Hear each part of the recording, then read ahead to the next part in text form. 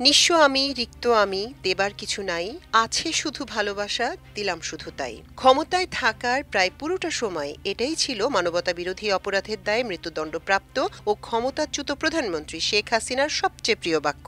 ৫ই আগস্ট ক্ষমতাচ্যুত হওয়ার পর থেকে একের পর এক তার দুর্নীতির খবর আসতে থাকে। সর্বশেষ গত মঙ্গলবার রাতে অগ্রণী ব্যাংকের দুটি লকার থেকে হাসিনার ৮৩২ ভরি সোনার গয়না পাওয়া যায়। ওই গয়নাগুলোর অল্প কিছু ছবি প্রকাশ করেছে দুদক।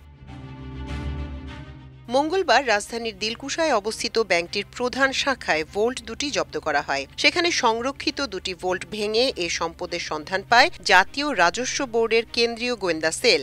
একই দিন হাসিনার নামে রক্ষিত পূবালী ব্যাংকের একটি শাখায় একটি ভোল্ট খোলা হলেও সেখানে কিছু পাওয়া যায়নি। সিআইসির এক কর্মকর্তা আমার দেশকে বিষয়টি নিশ্চিত করেন।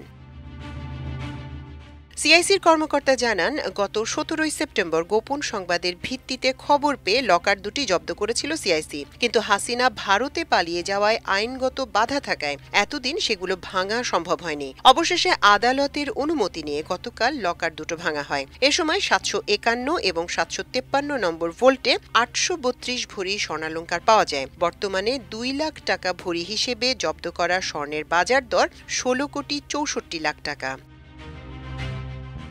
অগ্রণী ব্যাংকের লকারে স্বর্ণালংকার ছাড়াও বেশ কিছু উপহার সামগ্রী পাওয়া গেছে বলে সূত্রে জানা গেছে। রাষ্ট্রীয় তোষাখানায় এসব উপহার সামগ্রী জমা না দিয়ে ব্যক্তিগত লকারে রাখা হয়েছিল। এতে আইনের লঙ্ঘন হওয়ায় হাসিনার বিরুদ্ধে আরেকটি মামলা হতে পারে বলে ওই কর্মকর্তা জানান। ১০ সেপ্টেম্বর রাজধানীর মতিঝিলে অবস্থিত সেনা কল্যাণ ভবনে পূবালী ব্যাংকের কর্পোরেট শাখায় শেখ হাসিনার নামে থাকা ১২৮ নম্বর লকার জব্দ করেছিল সিআইসি। তবে মঙ্গলবার ওই লকারে তেমন কিছু পাওয়া যায়নি। এনবিআর সূত্রে জানা গেছে, পূবালী ব্যাংকের ওই শাখায় শেখ হাসিনার দুটি ব্যাংক হিসাব পাওয়া গেছে। একটি হিসাবে ১২ লাখ টাকার এফডিআর রয়েছে, আরেকটি হিসাবে ৪৪ লাখ টাকা পাওয়া গেছে।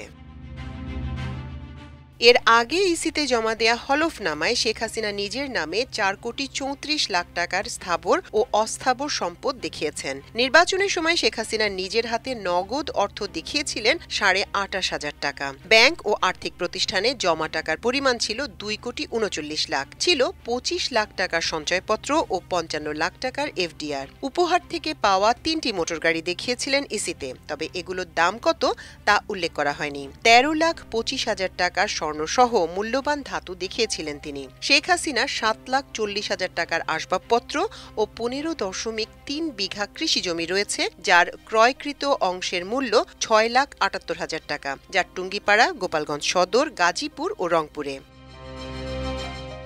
ইসিতে জমা দেয়া হলফনামা অনুযায়ী ঢাকার পূর্বাচলে একটি প্লট রয়েছে শেখ হাসিনার নামে, যার দাম ৩৪,৭৬,০০০ টাকা। হলফনামায় শেখ হাসিনা ৩তলা ভবন সহ ৬.১০% জমি নিজের নামে দেখিয়েছেন। এই জমি গোপালগঞ্জের টুঙ্গিপাড়ায়। এর অর্জনকালীন মূল্য দেখানো হয়েছে ৫ লাখ টাকা। মাল্টিমিডিয়া ডেস্ক, আমার দেশ।